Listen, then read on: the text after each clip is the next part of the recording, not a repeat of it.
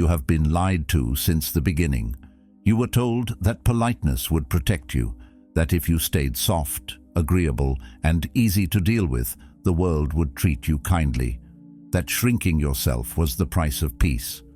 But look closely at what that belief has really done. Each time you stayed quiet to avoid tension, each time you swallowed your words to keep the mood light, each time you said yes when everything in you wanted to say no, it didn't bring peace. It slowly erased your presence, and over time, something subtle happened.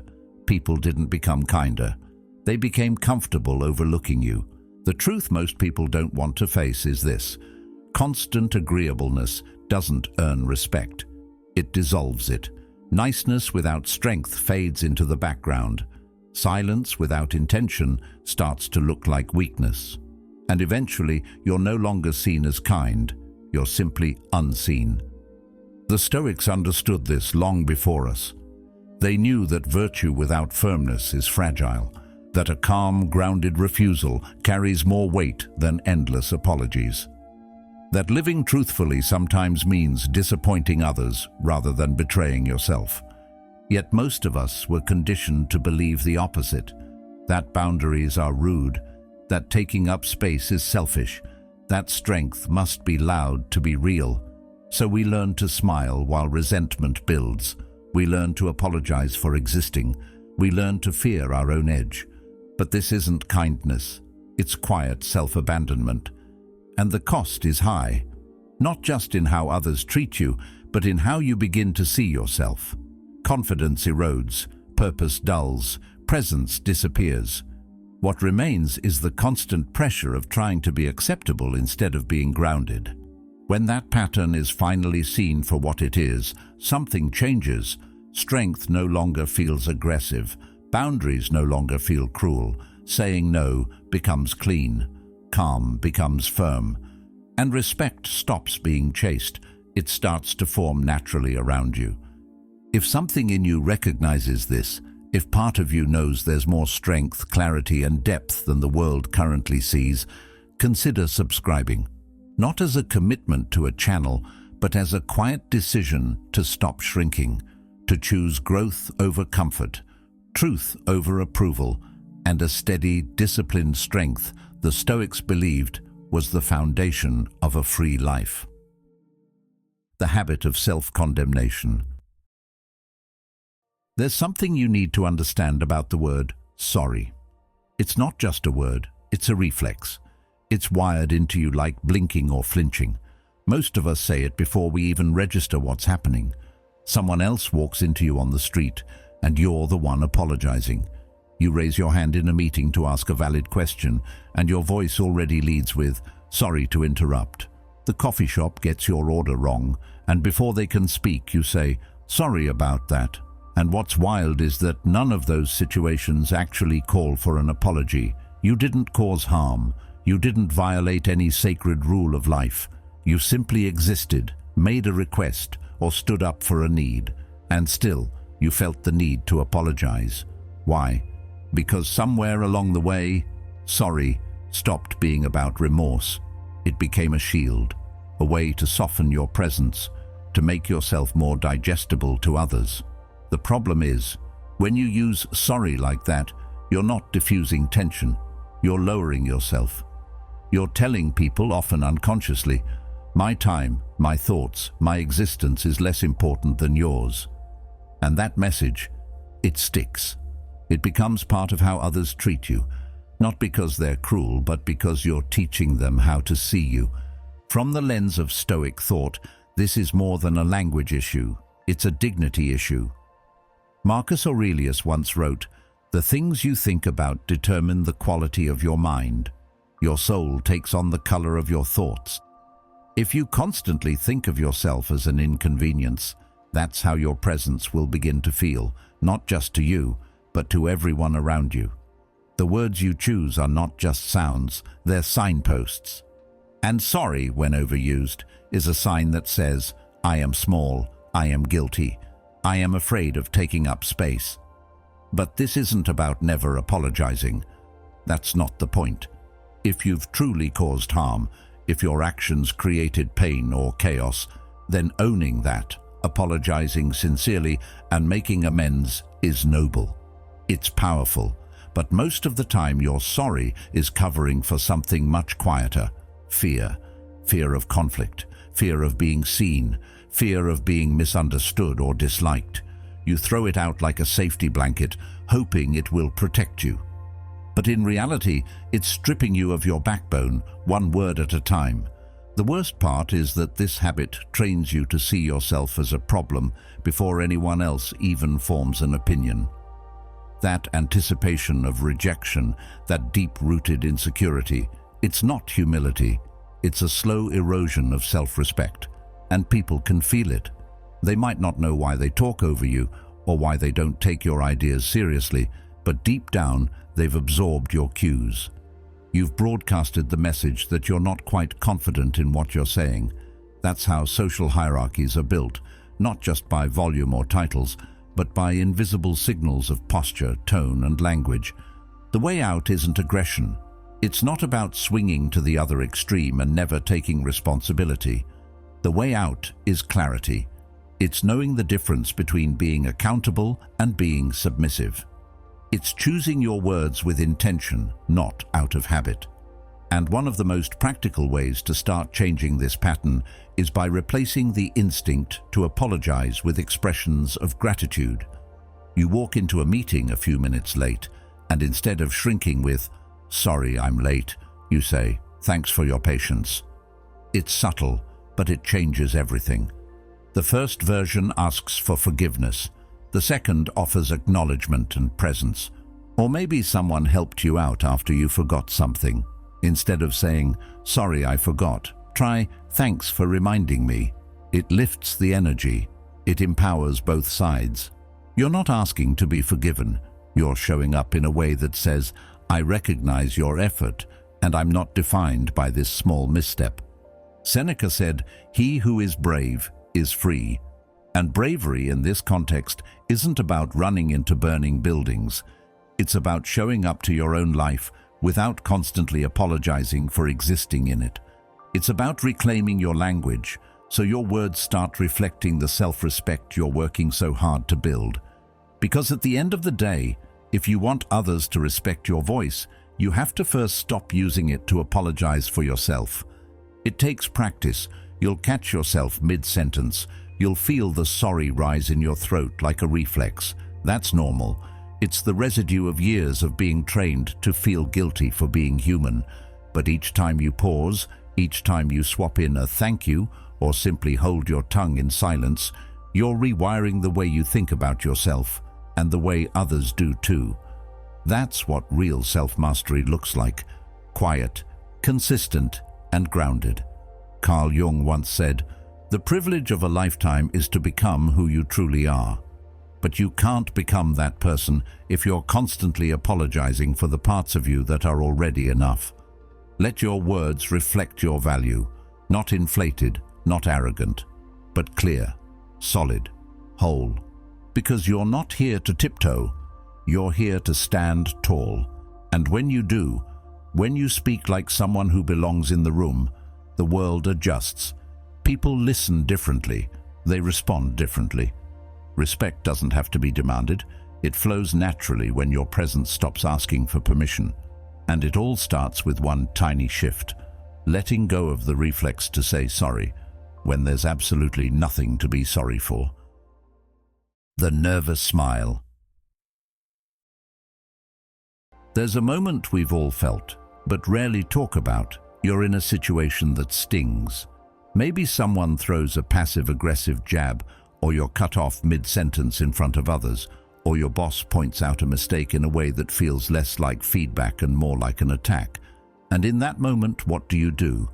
You smile, not because you're happy, not because you find it amusing, but because your body, trained over years, pulls that muscle like a reflex. That nervous smile, tight, polite, and automatic, becomes your shield. It's your way of saying, "I'm not a threat, don't hurt me, I'll be agreeable, I'll disappear if you want me to." And yet, ironically, that very smile, that gesture you hope will make things smoother, quietly does the opposite. People don't respect the smile that shows up in the wrong moment. They don't see it as kindness. They see it as confusion, fear, or worst of all, submissiveness. When your face sends a signal that your words and energy don't support, others begin to distrust what you're presenting. There's a deep psychological dissonance in seeing someone's eyes flash with discomfort while their mouth stretches into a grin. It's unsettling because it suggests that you're not fully present, or worse, not fully honest with yourself. Over time, this incongruence chips away at your authority. It tells the world, I can't hold my ground. The Stoics believed in emotional mastery, not suppression, but harmony.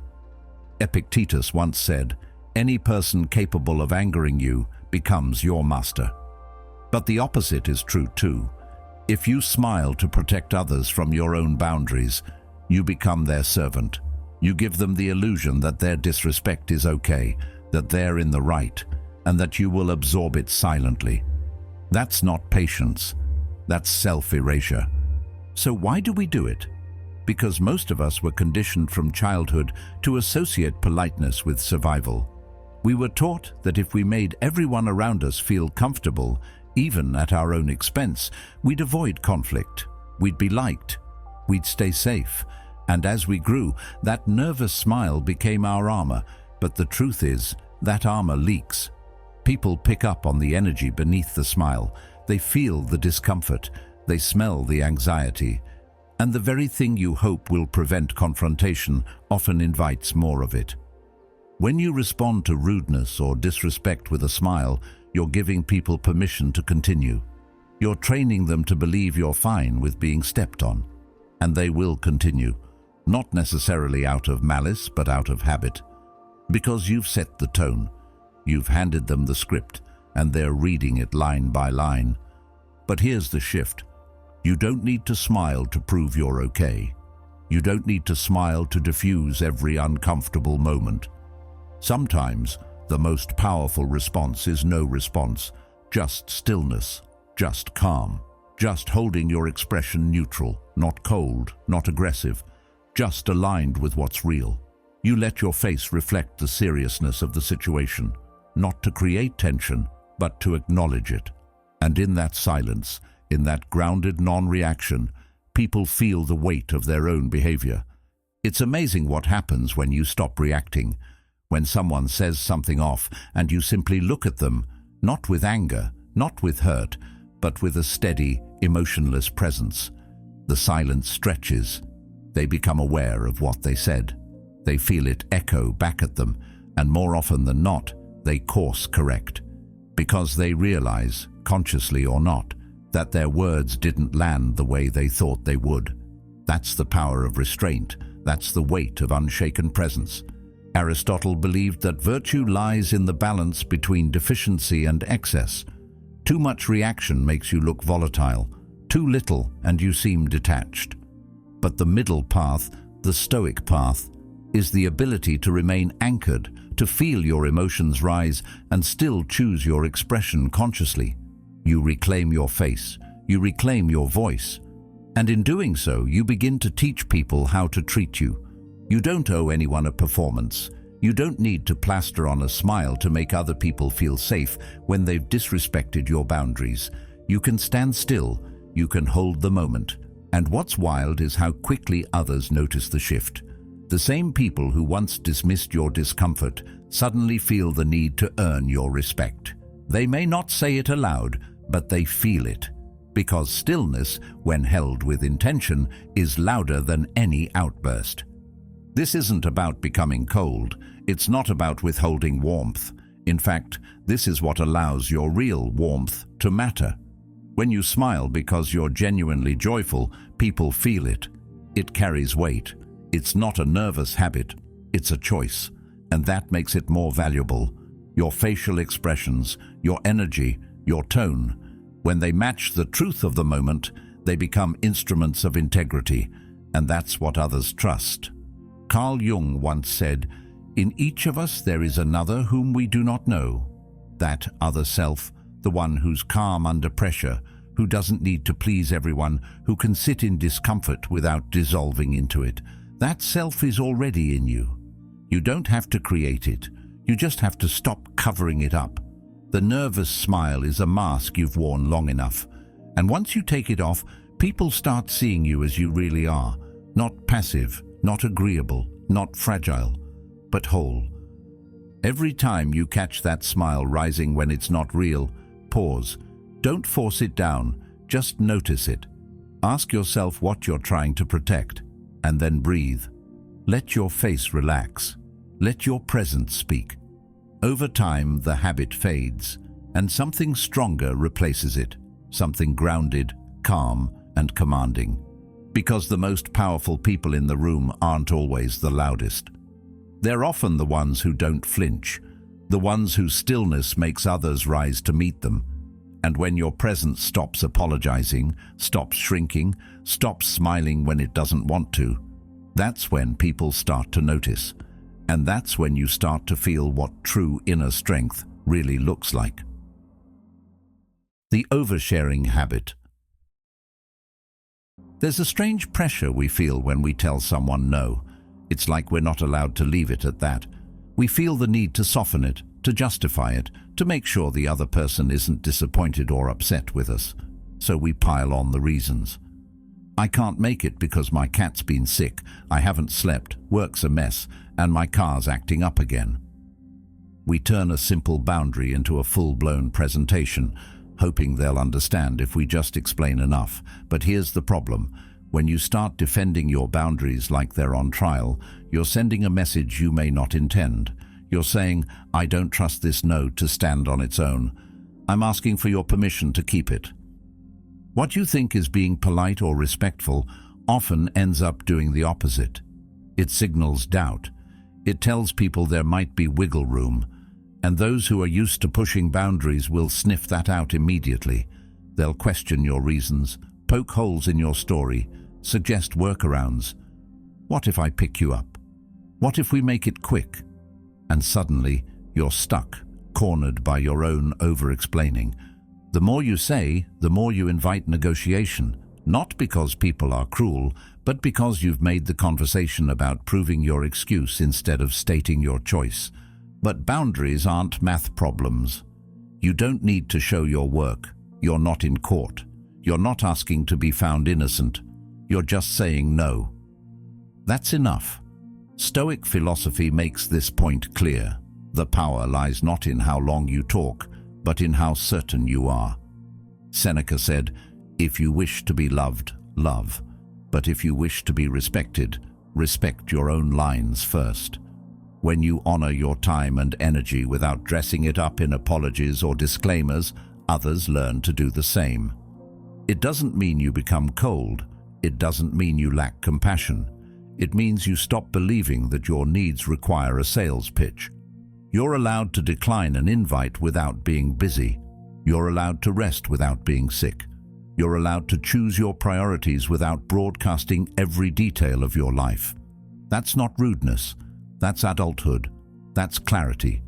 And clarity, in a world addicted to over-explanation, feels like strength. It's worth noticing where this habit comes from. Many of us learned early on that no wasn't a safe answer. Maybe as kids we had to defend our decisions to parents who didn't accept them. Maybe we were punished for disagreeing, even gently. So we developed the habit of over-explaining to avoid conflict. It worked then, but now it's sabotaging you. Because the adult world respects calm certainty, not anxious monologues. People don't need all your reasons. They need your presence. They need your yes to mean yes, and your no to mean no. That's where trust begins. And ironically, when you say no with clarity and kindness, people actually push less. You think they'll be upset, but in truth, they feel the strength behind your words and recognize that this is a person who means what they say. You'll be surprised how often others back off, not because you convinced them, but because they sensed that you weren't trying to. Carl Jung once wrote, "The most terrifying thing is to accept oneself completely, and that includes accepting the parts of you that have limits, the part that gets tired, the part that needs quiet, the part that doesn't want to be pulled in a dozen directions for the sake of keeping everyone else comfortable. Honoring those parts isn't selfish, it's essential. Because when you live in constant explanation mode, you drain your energy trying to be understood instead of simply being whole. So how do you break the habit? Start with one sentence. That doesn't work for me. No tone, no story, no panic. Just say it. Then stop. Let the silence speak. You don't need to fill it. You don't need to rush to soften it. Just breathe and let the moment land. At first, it will feel unnatural. You'll want to fill the space. But the more you practice, the more grounded it becomes. You can even add a simple follow-up if it feels too blunt at first. Something like, "Thanks for thinking of me though," or "I appreciate the invite." But those are additions, not defenses. You're not explaining. You're closing the loop with kindness, not collapsing into apology. People respect boundaries that are calmly enforced. They don't need drama. They don't need lectures. They need consistency. When someone sees that your no today doesn't require a 5-paragraph email, they begin to trust that you mean it. They also stop asking as often when they know you won't bend under pressure or pour your life story into every conversation. Plato said, "Wise men speak because they have something to say, fools because they have to say something." When it comes to setting boundaries, say only what needs to be said. Let the silence do the rest. It's not empty, it's full of self-respect. And here's the quiet benefit of all this. When you stop over-explaining your no, your yes becomes more valuable. People know it's real. They know it comes from intention, not obligation. They stop taking it for granted, and you stop resenting the things you agree to because you've made space for what matters. This is what it means to live with inner strength. Not to push people away, but to stop pushing yourself over the edge to accommodate them. To let your words be simple, your presence be firm, and your decisions be rooted in something deeper than fear. Because at the end of the day, your life is not a courtroom, and your peace is not up for debate. Speak less, stand taller, choose simplicity over performance, and trust that the people who truly belong in your life won't need a long explanation to respect your boundaries. They'll feel the clarity behind them, and they'll rise to meet it. The last-minute retreat. There's a moment after you explain something, an idea, an instruction, a thought you've put real effort into, and it feels natural to ask, "Does that make sense?" You might say it automatically, even kindly, trying to be helpful. But beneath that surface-level politeness, there's a quiet signal being sent, one that you probably don't even hear. What you're really saying is, "I'm not sure if I was clear. I'm not sure if I'm enough." You're giving your power away, softly. You're handing the listener the authority to decide not just if your message was clear, but if you are clear. That's not humility. It's self-doubt in disguise. What starts as a harmless habit becomes a pattern that slowly erodes how people perceive your presence. Instead of anchoring your words in confidence, you build in uncertainty, and you do it at the very end, right when the message should be landing with clarity. You finish strong, and then, "Does that make sense?" And with that, the strength dissolves. Because now it doesn't matter what you said. It matters whether someone else decides if it made sense. It's not that we shouldn't care if people understand us. Communication isn't one way, but the difference lies in the posture. When you ask, "Does that make sense?" it's often not about the content. It's about the speaker seeking reassurance.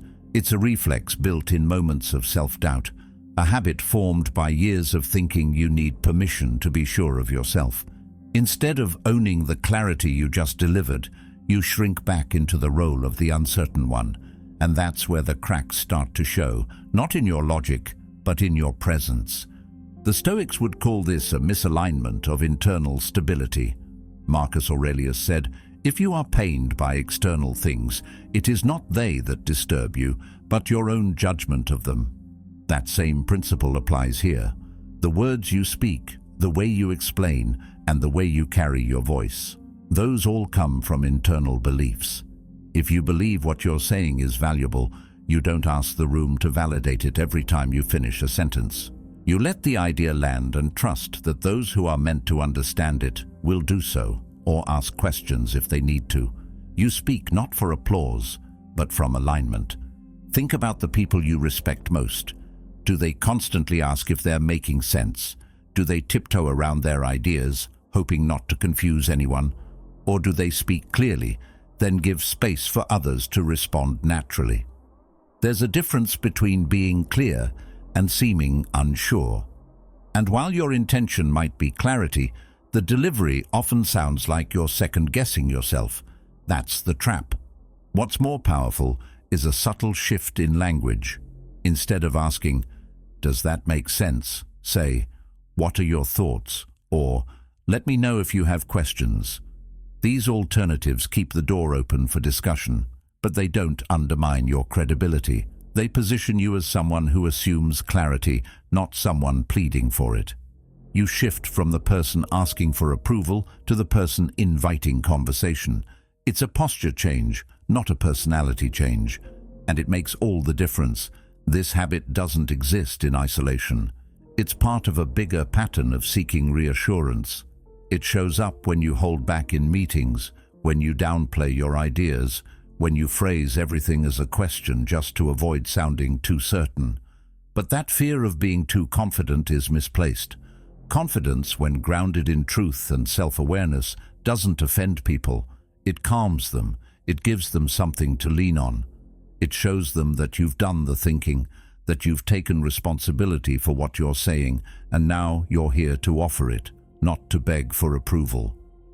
Epictetus once said, "It is not events that disturb us, but our opinions about them." The same can be said about how people react to us. Most of the time, they respond not to our ideas, but to how we carry those ideas. If you carry them with quiet doubt, others feel that. If you carry them with grounded trust, that's what they reflect back. You set the tone, whether you realize it or not. Carl Jung also pointed to this idea when he wrote, "The greatest burden a child must bear is the unlived life of the parents." And in our context, the unlived life is often the voice you never learned to trust. Maybe your environment taught you to hedge your thoughts. Maybe you were rewarded for being agreeable instead of assertive. So now, even when you know your stuff, even when your insight is sharp, that old programming kicks in, whispering, "Ask if it made sense. Don't assume you were clear. Don't risk being misunderstood." And so you bend, not because you're wrong, but because you're still afraid of being too right.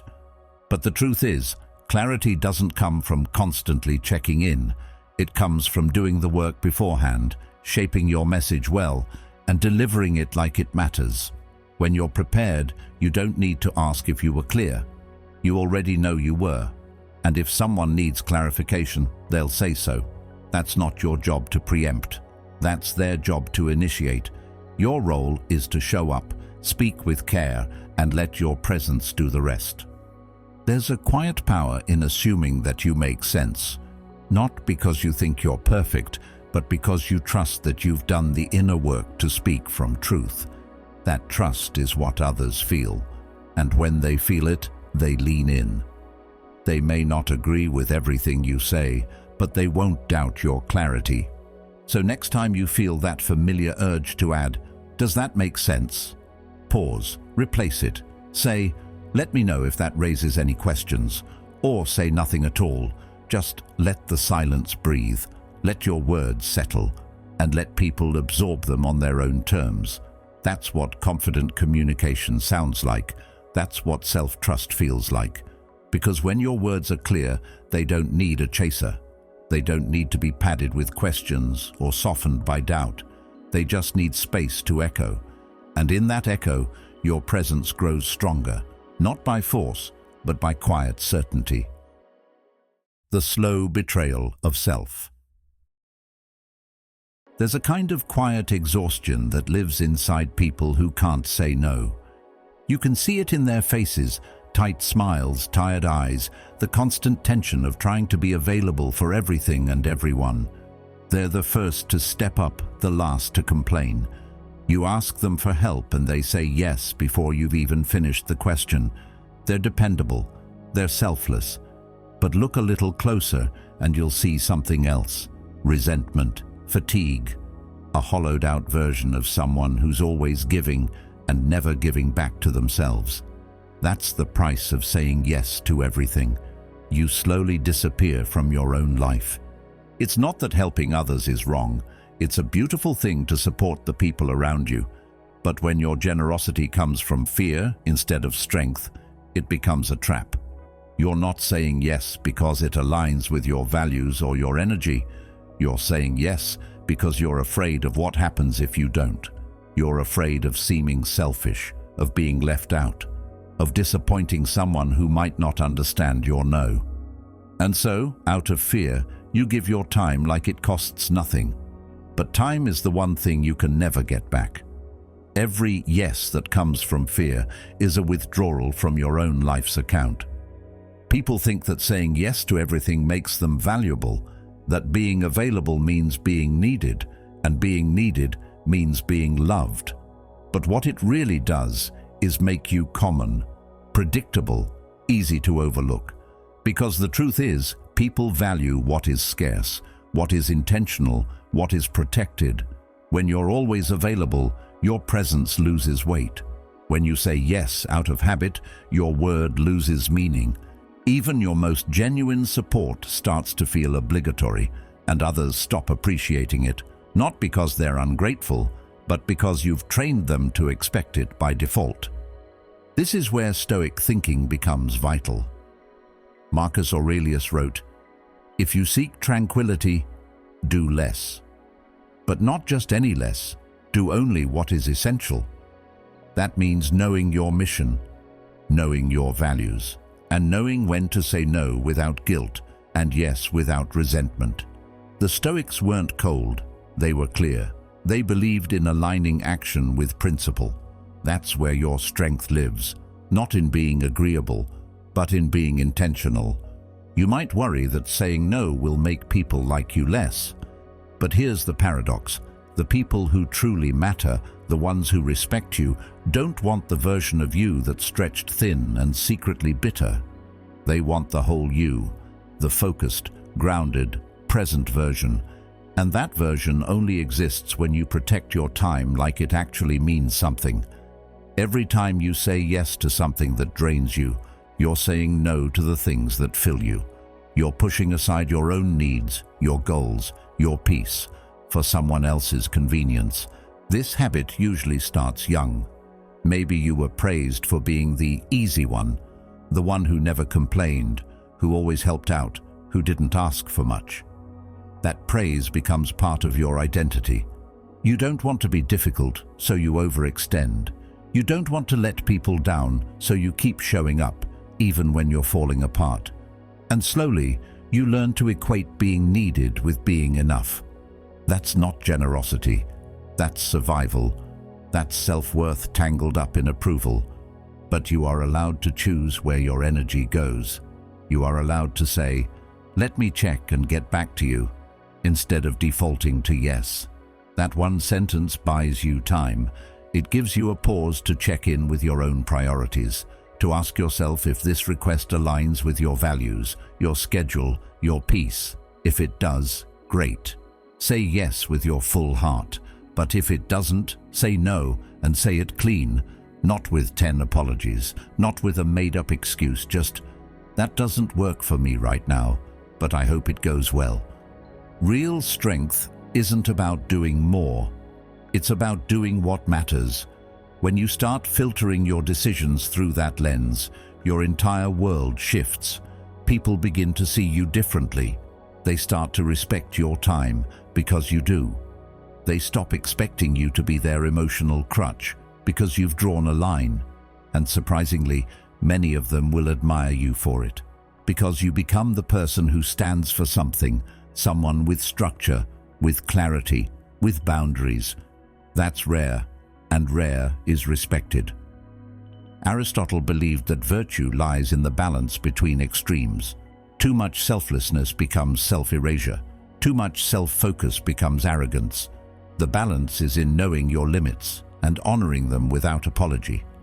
When you give from that place, it's felt, it's real, and it doesn't come with the hidden strings of exhaustion or resentment.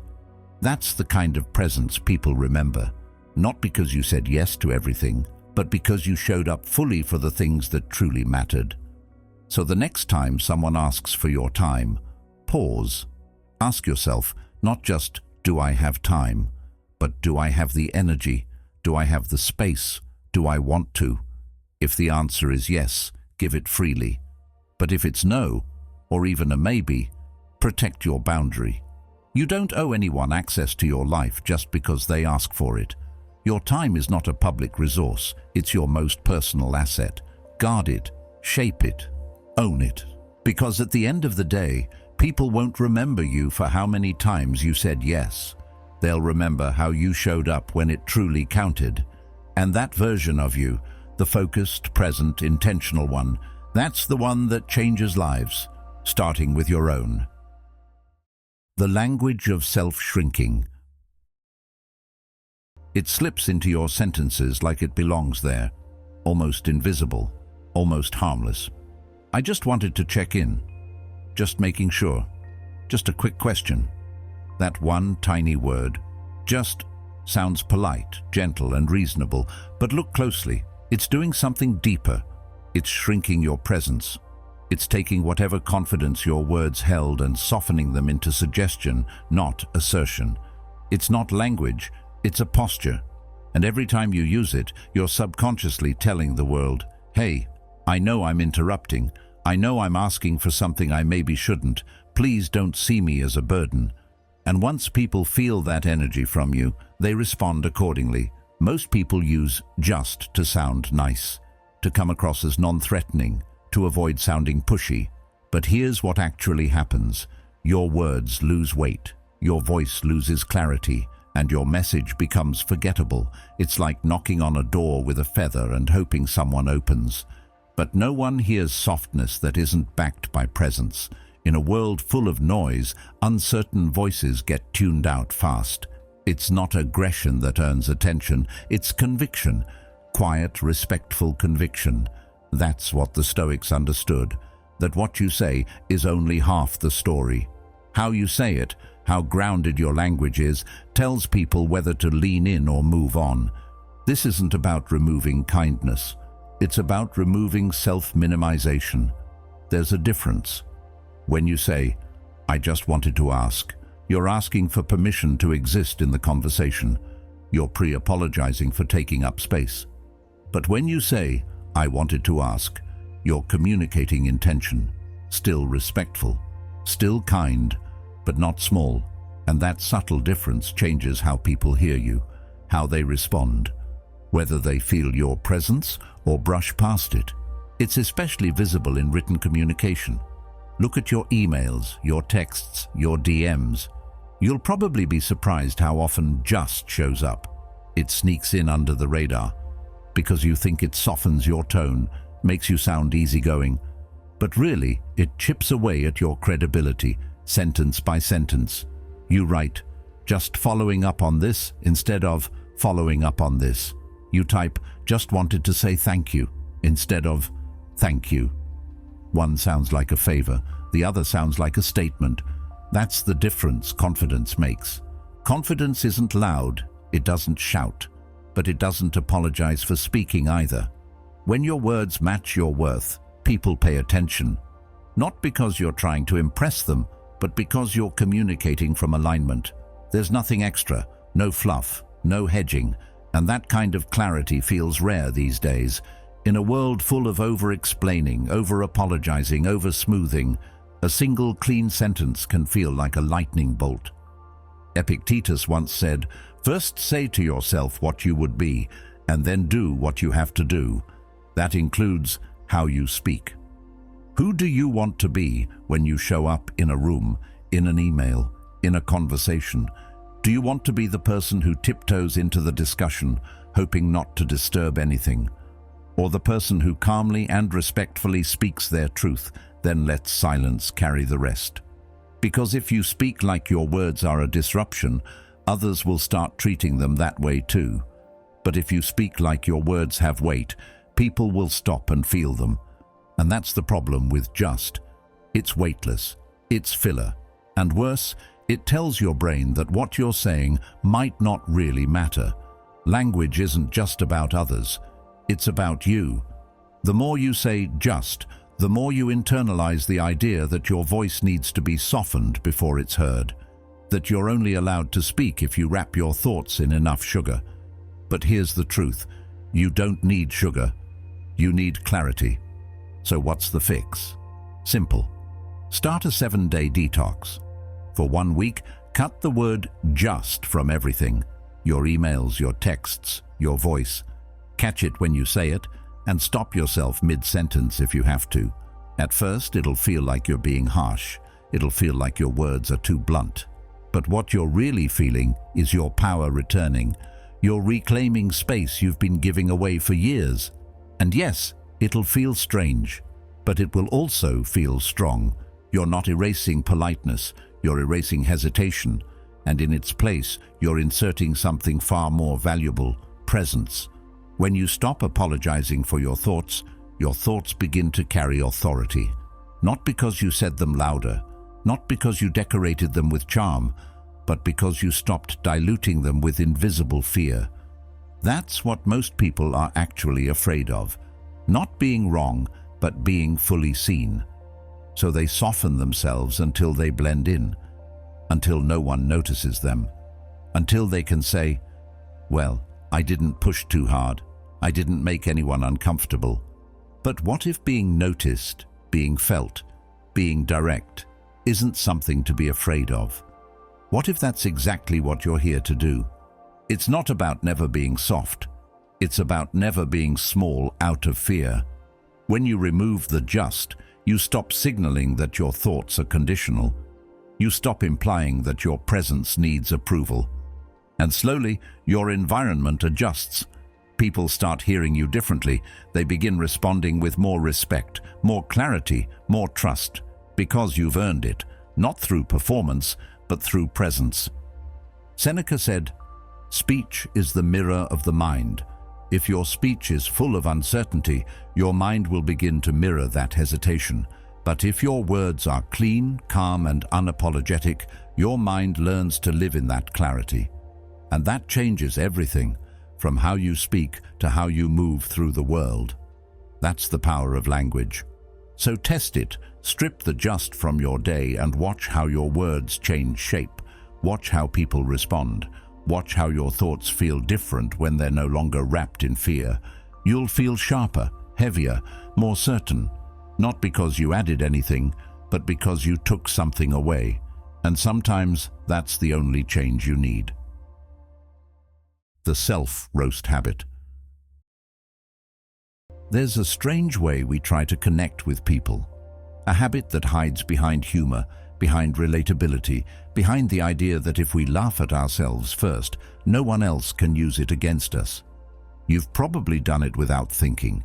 You walk into a meeting and say, "Don't expect too much, I'm terrible at this." Or you mess something up and go, "Ugh, I'm such a disaster today." You forget a name, and before anyone can react, you declare, "I'm the worst with names." And everyone laughs. It's harmless, right? Just a joke, just being real. But something's happening underneath that moment.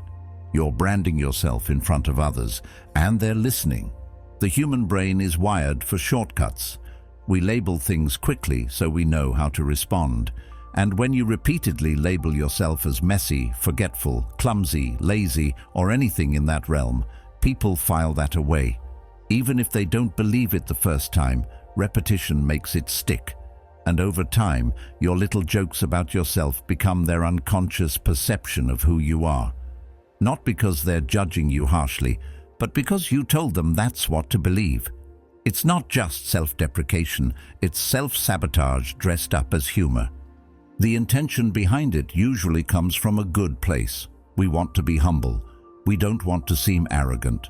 We want to put others at ease. But somewhere along the way, humility became self-erasure. And self-erasure became the new norm for people who don't want to seem too confident, too proud, or too threatening. But real humility isn't shrinking. It's standing tall and making space for others to rise beside you. It's lifting others, not lowering yourself. The Stoics believed your character is your most valuable asset, not your charm, not your cleverness, your character. And your words, especially the ones you say about yourself, reflect and shape that character every single day. Seneca once said, "A good character, when established, is not easily overthrown. But if you keep chipping away at your own image with careless jokes, you're weakening the very foundation that earns trust and respect." Carl Jung, too, spoke about the unconscious power of repeated thoughts and symbols. He said, "You are what you do, not what you say you'll do, and that includes what you say about yourself." When your words constantly paint you as chaotic, unreliable, or foolish, your actions start to unconsciously follow that script. You show up late more often, you slack a little more. Because after all, you're just bad at being organized, right? You've said it enough times to believe it, and now your life adjusts to fit the label you created. But what if you stopped? What if, instead of making a joke at your own expense, you simply acknowledged the mistake, fixed it, and moved on? What if, instead of calling yourself a mess, you said, "I missed that, but I've got it now"? Imagine how different your energy would feel, not only to others, but to yourself. It's not about pretending you're perfect. It's about refusing to define yourself by your flaws. You're allowed to have a bad day without branding yourself as broken. Because that's what these small self-roasts become over time: branding. You wear them like a name tag, even if you think it's temporary. And here's the painful part. The more you say it, the more others expect it. You become the hot mess friend, the scatterbrained coworker, the clueless student. And once people assign you that identity, it becomes harder to change it, even when you've outgrown it, even when you're trying to evolve. That's how reputations get stuck in place. Not because people aren't willing to see you differently, but because you trained them not to. It takes discipline to stop yourself mid-sentence and say, "Wait, I don't need to make myself the punchline right now." It takes strength to hold your own presence without dressing it in disclaimers. But that's what self-respect looks like. And respect, especially self-respect, doesn't need to be loud. It needs to be real. You don't have to swing to the other extreme and start bragging about everything. You don't have to pretend you never mess up. You just have to stop dragging your name through the dirt for a laugh. If you want to be relatable, let it come from authenticity, not insecurity. You can share your struggles without turning them into a performance. You can admit your flaws without declaring them as your personality. You can be humble by celebrating someone else's strengths without cutting yourself down in the process. That's the difference between false humility and real integrity. Socrates once said, "Be as you wish to seem." And that includes how you present yourself to others, and more importantly, to yourself. If you want to be seen as capable, grounded, thoughtful, start speaking that way. Not by pretending, not by faking it, but by removing the unnecessary punches you throw at yourself out of habit. Your words are seeds. What you plant grows.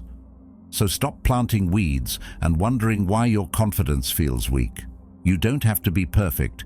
You're allowed to forget things, to mess up, to have off days. But don't let those moments define you. Let them pass. Let them be moments, not labels. If you make a mistake, own it, correct it, move forward.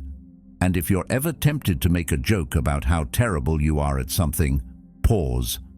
Ask yourself if that joke is lifting the moment or lowering you. Most of the time it's the latter. Over time, as you stop roasting yourself, something quiet and powerful begins to grow. People take you more seriously, not because you asked them to, but because you stopped inviting them to laugh at your expense. Your words carry more weight, your presence feels more grounded, and you start to believe in your own competence, not in a boastful way, but in a steady, anchored way. Aristotle believed that we are what we repeatedly do. Excellence, then, is not an act, but a habit. That includes the habit of how we talk about ourselves. Choose better words, choose stronger narratives, and give yourself the respect you so freely offer to others. Because when you stop turning yourself into the punchline, people start seeing the full story. And more importantly, so do you. Remember, the way you speak to yourself shapes the way you move through the world. When you stop lowering your own value for a cheap laugh, you reclaim your presence, your respect, and your power. It's not about being perfect, it's about being whole. Every time you choose to honor yourself in your words, you take a step toward becoming the person you're truly meant to be. If you found this video valuable, don't forget to check out one of the suggested videos on the screen now. Dive deeper into the Stoic mindset and continue your journey of growth and self-discovery. Thank you for being a part of Stoic Journal, where we don't just talk about change, we make it happen.